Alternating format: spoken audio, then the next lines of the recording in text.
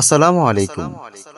হযরত আবু হুরায়রা থেকে বর্ণিত, নবী করিম সাল্লাল্লাহু আলাইহি ওয়াসাল্লাম বলেছেন, 7 শ্রেণীর লোককে আল্লাহ তাআলা হাসরের দিন তার আরশের ছায়ায় স্থান দান করবেন। সেদিন আরশের ছায়া ছাড়া অন্য কোনো ছায়া থাকবে না। তাদের মধ্যে 1 নম্বরে রয়েছে ন্যায়পরায়ণ নেতা বা ন্যায়পরায়ণ বাদশা, যে সবসময় আল্লাহ তাআলার ভয়ে তার প্রজাদের মধ্যে সঠিক বিচার পরিচালনা করতেন। 2 নম্বরে রয়েছে ওই যুবক যে তার যৌবনকাল আল্লাহর ইবাদতে কাটিয়েছেন, অর্থাৎ যুবক থাকা অবস্থায় সে সবসময় আল্লাহর ইবাদতে ব্যস্ত থাকতেন।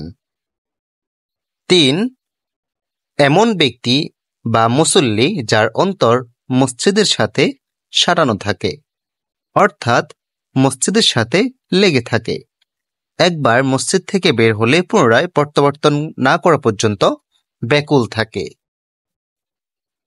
4, এমন ব্যক্তি যারা কেবল আল্লাহ তাআলাকে ভালোবেসে পরস্পর মিলিত হয় এবং পৃথক হয়।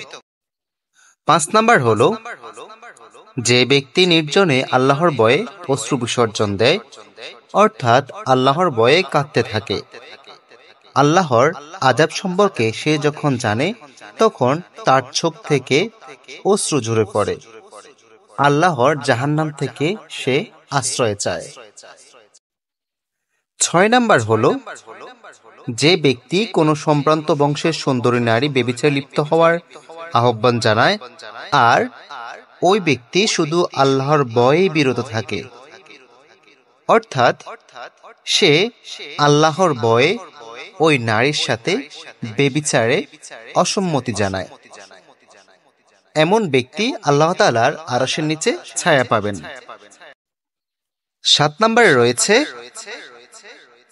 যে ব্যক্তি এত গোপনে দান করে যে তার ডান হাত কি দান করলো বাম হাতও জানল না। আমাদের সমাজে এমন কিছু লোক রয়েছে যারা শুধু তার নামের জন্য দান করে, অথচ তারা আল্লাহকে খুশি করার জন্য দান করে না। তাদের এই দান আল্লাহ তাআলা কখনো কবুল করবেন না। তাদের এই দান সম্পূর্ণ বিফলে যাবে।